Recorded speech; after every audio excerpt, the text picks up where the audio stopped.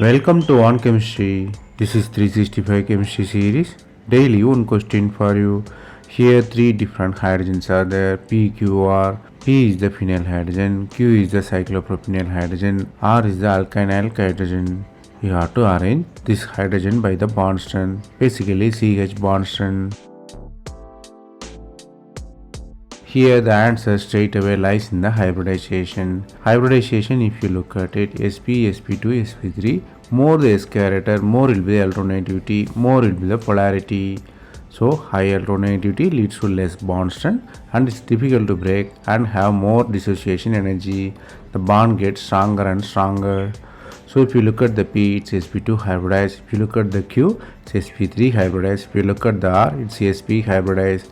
So R have strong CH bond and sp3 and P is sp2, it has next, and Q will be the least one. So the bond energy will be RPQ. R will have higher one, Q will have least one. Here the concept you have to learn here is more the alternativity, lesser will be the bond strength and higher will be the dissociation energy.